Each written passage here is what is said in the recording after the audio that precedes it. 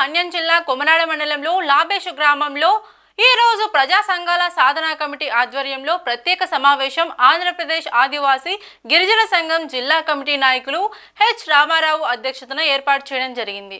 ఈ సమావేశానికి ముఖ్య అతిథిగా వచ్చిన సిపిఎం పార్టీ జిల్లా కార్యదర్శి కొల్లి గంగునాయుడు మాట్లాడుతూ 1996లో అటు ఒరిస్సా ఇటు ఆంధ్ర సరిహద్దుల్లో వనిజ గ్రామం వద్ద పడవ ప్రమాదం జరిగి 36 మంది గిరిజనులు చనిపోవడం జరిగిందని, ఆ సందర్భంలో అధికారంలో ఉన్న తెలుగుదేశం పార్టీ నాయకులు వంతెన కడతామని చెప్పడం జరిగిందని, అయితే ఇలాంటి సందర్భంలో 2006లో సిపిఎం పార్టీ ఎమ్మెల్యే కోలక లక్ష్మణమూర్తి అసెంబ్లీలో నిలదీయడంతో 3,50,00,000తో 2006లో ప్రారంభించిన వంతెన పనులు నేటికి 19 సంవత్సరాలైన నాగవల్లి నదిలో 3 పిల్లర్లు కట్టడంతో అటు పాలకులు పూర్తిగా విఫలమయ్యారని అన్నారు।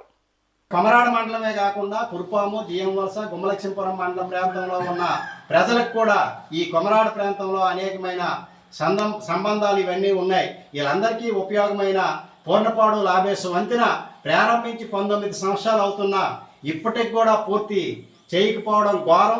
ప్రతిపక్షంలో ఉన్నప్పుడు ఒక మాట ఆడుతున్నారు, అధికారంలోకి వచ్చేసరికి ఒక మాట ఆడుతున్నారు। కాబట్టి మేము ప్రజా సంఘాలుగా సిపిఎం పార్టీగా ఒకటే డిమాండ్ చేస్తున్నాం। ఈ నెల మే నెల 26వ తారీఖున కొమరాడ మండలం తహసీల్దార్ ఆఫీస్ దగ్గర ధర్నా కార్యక్రమం నిర్వహించడం జరుగుతుంది। దీనికి ప్రజలందరూ, ప్రజాప్రతినిధులందరూ కూడా పార్టీలకు అతీతంగా, సంఘాలకు అతీతంగా అంతమంది కూడా కలిసి రావాలని చెప్పి విజ్ఞప్తి చేస్తున్నాం। ఇది ఎందుకంటే ఒక ప్రజల సమస్య మే 26వ తారీఖున కనుక ప్రభుత్వం స్పందించకపోతే ఆ తర్వాత అన్ని సంఘాలని, పార్టీని కలుపుకొని పెద్ద ఎత్తున ఉద్యమాన్ని నిర్మిస్తామని చెప్పి సందర్భంగా హెచ్చరిస్తున్నాం।